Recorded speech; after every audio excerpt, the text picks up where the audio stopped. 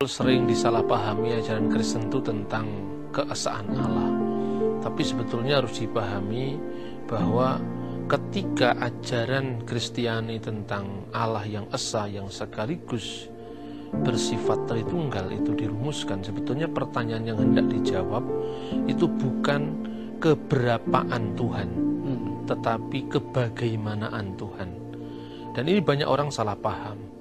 Oleh karena Yesus tidak lagi berbicara dalam konteks masyarakat yang politeistik, tapi masyarakat yang sangat menjunjung tinggi monoteisme. Maka ketika ditanya oleh orang-orang Yahudi, hukum mana yang paling utama? Dalam bahasa Ibrani, misvah harisona, hukum yang paling utama.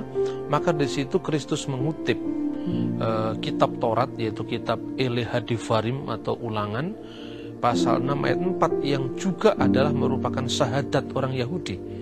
Di sana Kristus berkata dengan mengutip Taurat, Shema Yisrael Adonai Elohenu Adonai Echad. Dengarkanlah wahai Israel, Tuhan Allah yang kita sembah, Tuhan itu esa. Jadi di sini yang ditekankan bukan keberapaan, tapi kebagaimanaan Tuhan. Nah, Allah yang esa itu Dia berdiam kekal bersama firman-Nya dan roh-Nya. Dan Tritunggal itu tidak berbicara tentang tiga Tuhan yang terpisah, tidak, tapi berbicara tentang aspek-aspek dalam diri Allah yang satu. Dan itu tidak hanya ada dalam ajaran Injil. Injil memang merupakan eksplisitasi apa yang implisit ada dalam kitab-kitab sebelumnya, khususnya adalah kitab Taurat. Di sana kalau kita begitu membuka kitab pertama dari kitab Taurat, itu bahasa Ibrani namanya Sefer Bereshit atau Genesis atau kitab Kejadian. Di situ kita sudah melihat tentang Tritunggal itu sekalipun implisit. Misalnya Bereshit bara Elohim et hasamayim vi et saaret. Pada mulanya Allah menciptakan langit dan bumi. Veha aret hayetah tohu wabohu. Dan bumi itu belum berbentuk, gelap gulita dan kosong. Wehosek alfene dan kegelapan menutupi Tehom, Samudra Raya. Wiruah Elohim merakefet alfin hamayim. Dan roh Allah itu melayang-layang, merangkumi, mengerami permukaan air. Artinya memberi hidup pada ciptaan mula-mula itu. Wa yomer Elohim, dan berfirmanlah Allah Jehiur wa Jehiur. Di sini dalam aktivitas penciptaan itu Allah menciptakan segala sesuatu dengan firman-Nya dan roh-Nya. Roh Allah itulah hayat ilahi yang memberi hidup dan menyuruhkan hidup pada ciptaan. Dan firman Allah itulah yang mewujudkan kehendak Allah menjadi kenyataan, jadi maka jadilah. Itu Tritunggal. Saya teringat pada seorang penyair namanya Khalil Gibran. Khalil Gibran itu menulis banyak sekali buku-buku sastra ya, yang sangat terkenal di seluruh dunia ini. Salah satu bukunya yang berjudul Yeshua Ibnul Insan, Yesus sang anak manusia, dalam bahasa Inggris Jesus the Son of Man. Tetapi dia juga menulis satu kisah yang berjudul Iram Datul Imat, Iram kota yang berbenteng-benteng. Dan ini menarik karena di situ Gibran berkata, Kul la ilaha illallah wa la say'an illallah wa kun masikiyan. Katakanlah la ilaha illallah, tidak ada ilah selain Allah, dan tidak ada sesuatu pun kecuali Allah, dan jadilah pengikut Kristus. Wah, ini bisa subversi nih kalau kita lihat dalam konteks budaya Indonesia. Padahal karena memang Gibran itu seorang Kristen Arab, dia seorang anggota gereja Maronit di Libanon. Dan kita tahu Libanon itu adalah satu-satunya negara Kristen yang satunya negara Arab, jadi negara nasional, negara Arab yang mayoritas memang Kristen. Nah, kenapa Gibran mengatakan seperti itu? Karena dia seorang Kristiani. Maka kalau dia orang Arab sekaligus, ya memang kata la ilaha illallah itu memang ada dalam Injil bahasa Arab. Kalau kita melihat misalnya di dalam 1 Korintus pasal 8 ayat 4 itu ada ungkapan wa alla ilaha illallahul ahad. Tidak ada ilah lain kecuali Allah yang esa.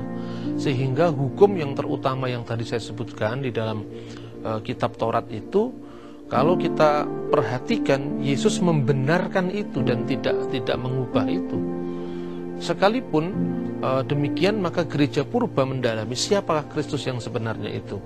Di satu pihak, orang Yahudi tidak memahami siapa Kristus, makanya dia mengatakan ketika Yesus berkata, sebelum Abraham jadi aku telah ada. Itu penegasan dia, karena dia tidak memahami Abraham melihat hariku dan ia bersuka karena ia telah melihatnya. Lu kok Abraham bisa melihat harimu, memang engkau ini siapa? Lalu dia mengatakan penegasan seperti itu. Tapi karena orang Yahudi memandang Yesus itu pada sosok fisik, yaitu wujud turun firman menjadi manusia itu. Padahal yang dimaksud Yesus dengan sebelum Abraham jadi aku ada, ini dia sebagai sang firman yang kekal bersama-sama Allah, dan firman itu sendiri adalah Allah. Sehingga sekali lagi Tritunggal itu tidak sedang membahas tentang keberapaan Allah, karena memang konteks masyarakat Israel waktu itu kan bukan masyarakat yang politeis, tapi masyarakat yang sangat strict memandang keesaan Tuhan. Nah, Kristus itu sendiri adalah firman Allah. Dalam wujud ilahinya sebagai sang firman, itulah firman itu adalah Allah.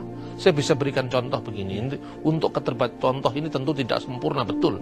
Misalnya, pikiran saya bersama-sama dengan saya dan roh saya. Nah, ketika pikiran saya keluar jadi diri saya, kata-kata saya dalam perkataan saya kan keluar dari diri saya, kemudian direkam oleh televisi ini dan disiarkan di seluruh Indonesia. Mungkin misalnya setiap orang akan tahu gambar saya sekaligus pikiran-pikiran saya yang keluar jadi kata-kata. Seorang teman mengatakan, mana Pak Bambangmu, Pak Bambang yang pakai baju coklat itu? Padahal itu kan hakikatnya bukan saya, tapi itu penjelmaan diri saya. Sebelum pikiran saya keluar menjadi kata-kata, pikiran saya sudah ada dalam diri saya. Kalau misalnya keping VCD itu rusak, pikiran saya tidak ikut rusak, karena pikiran saya ini meninggalkan diri saya, keluar dari diri saya, tapi sekaligus tetap berada dalam diri saya. Keluar dari saya tanpa meninggalkan diri saya. Karena itu memahami Allah tidak bisa dipahami secara logika matematik. Jadi tadi Allah tetap utuh, tetap esa. Tapi yang Bapak ilustrasikan bahwa Kristus Yesus datang sebagai firman Allah. Allah.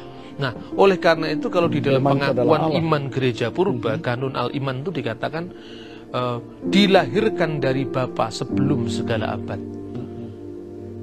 Allah dari Allah, terang dari terang, Allah sejati dari Allah. Jadi dilahirkan, tidak diciptakan.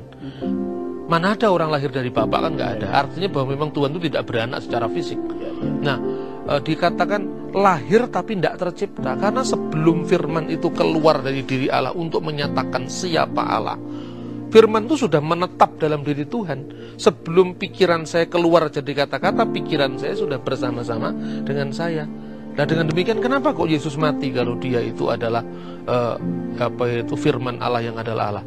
Kematian itu tidak pernah melanda firman Allah, tapi kematian itu melanda pada tubuh kemanusiaan Yesus. Maka dalam Alkitab dikatakan 1 Petrus pasal 3 ayat 18, dia yang dibunuh dalam keadaannya sebagai manusia. Ya seperti kalau buku saya rusak, buku saya itu benda mati sayangnya ya. Buku saya kalau dianggap penjelmaan pikiran saya. Kalau kertasnya rusak kan saya tidak ikut rusak, pikiran saya kan tetap utuh. Lah kalau manusia aja bisa diungkapkan dalam dimensi yang begitu kompleks, apalagi Tuhan. Saya kira itu. Ya.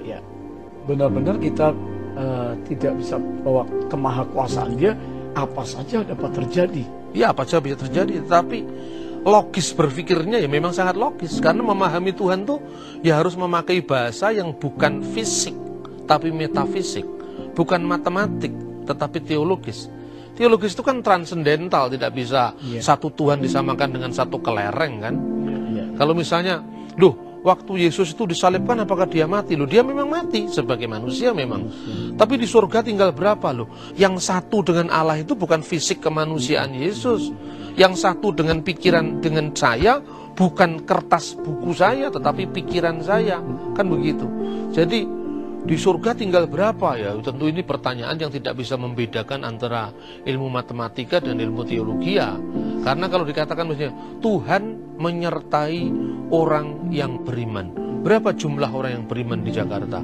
Kalau katakanlah ada 100.000 orang yang beriman, di 100.000 tempat yang berbeda Tuhan beserta dengan 100.000. Apakah Tuhan jadi 100.000? Kan tidak. Nah, saya kira itu. Jadi perbedaan antara logika teologi dan logika matematika. Banyak orang berpikir, wah dia manusia berarti dosa. Nah, firman Allah kan bilang bahwa dia dijadikan dosa karena kita. Ya, waktu dia menerima penghukuman kutuk itu ya Pak ya? Ya, Alkitab sekali lagi menegaskan bahwa dia pada waktu yang singkat telah dibuat lebih rendah dari para malaikat. Kapan waktu yang singkat dalam bahasa asli itu braksuti. Waktu yang singkat ini ketika firman menjadi manusia tadi. Nah, di dalam tubuh kemanusiaan yang sementara, yang terbatas, itulah dia mengalami, menanggung apa yang seharusnya kita tanggung. Itulah wujud daripada kasih ilahi sebetulnya. Kalau dulu Adam yang berdosa kan kita tidak ikut-ikut berdosa. Iya. Kenapa kita ikut menuai buahnya? Kita di dunia ikut sengsara, padahal kan mestinya kita diciptakan dengan planning keabadian. Ketika Adam berdosa, kenapa kita ikut-ikut merasakan sengsaranya kehidupan di dunia ini? Nah, kalau dulu kita dihukum karena satu orang mengalami kesalahan, melakukan kesalahan, maka demi keadilan Tuhan, oleh satu orang yang benar kita juga dibenarkan. Jadi sebetulnya cocok dengan keadilan ilahi kalau kita lihat dari segi itu. Allah itu adil ya. Allah itu adil tapi juga kasih. Iya. Supaya tidak menimbulkan bahasa yang salah paham, firman Allah itu telah menjadi manusia. Firman Allah itu adalah sepenuhnya Allah. Ketika dia menjadi manusia, kemanusiaannya itu lahir dari Bunda Maria. Nah, Maria dipilih oleh Tuhan, karena itu dikatakan terpujilah engkau di antara semua perempuan dan terpujilah buah tubuhmu. Buah tubuh Maria itu Yesus. Jadi dalam dimensi kesementaraan manusia, Yesus adalah anaknya Maria, Ibnu Maryam. Tetapi sebagai firman Allah, Alkitab mengatakan, kalau Allah itu Bapamu, kamu pasti mengasihi aku, sebab aku keluar dan datang dari Allah. Yohanes pasal 8 ayat 42. Dia yang keluar dari Allah kan tidak mungkin daging dan darah. Allah itu roh, Allah itu gaib, Allah itu bukan fisik, bukan badan. Maka yang keluar dari wujud Allah, itulah firman Allah. Nah, maka dikatakan yang dia sepenuhnya Allah itu bukan menunjuk pada manusia Yesus, tapi menunjuk kepada firman Allah yang adalah Allah. Dan dia menjadi manusia, sepenuhnya manusia sebagai putra Maryam. Saya kira tidak sulit dipahami dengan logika dan akal sehat. Nah, karena dia tidak berdosa, maka dia bisa mewakili manusia untuk kembali dilayakkan di hadapan Tuhan yang Maha Suci. Karena kalau kita tidak suci, tidak bisa ketemu dengan yang Maha Suci, maka Kristus datang dengan mencontohkan, memberikan teladan, bahkan dia melibatkan seluruh manusia untuk suci, maka dia menebus manusia. Jadi menebus itu maknanya seperti itu.